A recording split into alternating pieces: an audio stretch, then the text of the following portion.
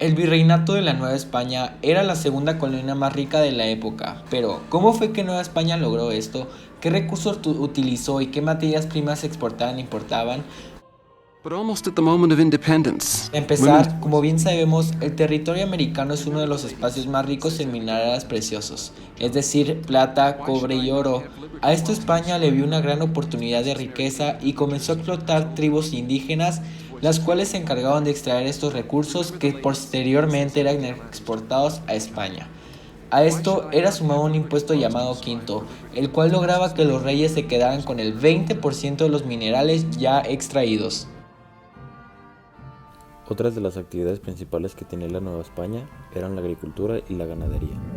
Los españoles importaron a México nuevos cultivos como la caña, naranja, trigo, olivo, etc. Por el otro lado, en la ganadería se introdujo la cría de gallinas, vacas, cerdos, gusanos de seda, de los cuales se aprovechaban los recursos como el cuero, la seda, la carne y los huesos, que aunque beneficiaron la economía de la colonia, estas actividades primarias afectaron radicalmente la dieta de los indígenas. Pero, ¿cómo Nueva España logró ser una de las colonias más ricas? Esto lo logró mediante la aplicación de impuestos. Nueva España implementó impuestos en la importación de mercancías y asimismo con las exportaciones. A este impuesto se le llamó avería. Otro de los principales impuestos fue el diezmo, el cual obtenía el 10% de los ingresos anuales de renta de inmuebles y hacendados. Pero aunque España tenía una fuerte economía, esta también sufrió de varias caídas y la mayoría de las veces se pudo recuperar, pero llegó la independencia de México y todo cambió. La formación de una nueva nación fue una tarea difícil en todos los aspectos, en especial en el ámbito económico. La economía mexicana estaba totalmente desvertebrada. La lucha dejó el país con la mitad de su fuerza de trabajo, y la deuda heredada ascendía a 45 millones, por lo que la bancarrota era total. Durante el llamado periodo del México independiente, se contaban con un vasto territorio agrícola en manos del clero. Otra gran parte de las tierras estaba en manos de las familias privilegiadas y la menor parte se componía de fincas rústicas. La ganadería se encontraba en la misma situación que la agricultura. Después de la independencia, la minería se encontraba abandonada, pues muchos inversores retiraron sus capitales para colocarlos en el comercio o en otras actividades. Aún así, las minas tuvieron gran auge gracias a su producción de oro y plata. La comercialización del cobre casi desapareció después de la guerra. El comercio se posicionó como un negocio redituable, pues las exportaciones a Europa y Estados Unidos alcanzaron altos niveles.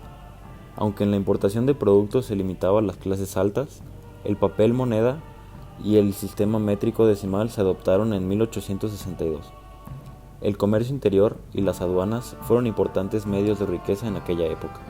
El principal impulsor de la economía en México fue el ministro e ideólogo conservador Lucas Alamán, a quien se debe la fundación del Banco de Avío. En el momento que México se decidió a independizar de España, sabían que la economía iba a dar un giro debido a la falta de recursos. Al final de la Guerra de Independencia, 1821, México estaba en bancarrota y en 1823 se sintió necesitado y pidió dinero prestado a Inglaterra para poder sustentar poco a poco.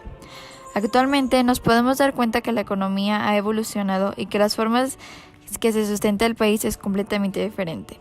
México se industrializó, comenzó grandes tratados para la exportación de su materia prima y poco a poco ha subido para mejorar. Las necesidades de esos tiempos que tenía el país son completamente diferentes a las actuales y los problemas de poder ya no son los mismos. México ha avanzado a través de los años y hoy, con 210 años desde que comenzó la independencia de México, vimos altas y bajas. Actualmente, la producción de materia prima de México es petróleo, oro, café, frutas y verduras. La cifra del PIB en el primer trimestre del 2020 era de 275.45 millones de euros mexicanos, que se sitúa en el número 13 en un ranking de PIB en 50 países. En conclusión, en el siglo XXI vemos las dos caras de la moneda en nuestro país. Esto porque al ser conquistados por España nos convertimos en la colonia americana más rica y poderosa, pero al separarnos todo se acabó, pues España removió todo lazo de la corona con México. Después de la independencia, México se vio en negras, pues tuvimos que recurrir a préstamos millonarios por otros países. Esto generó deudas, hasta la fecha nos siguen siguiendo.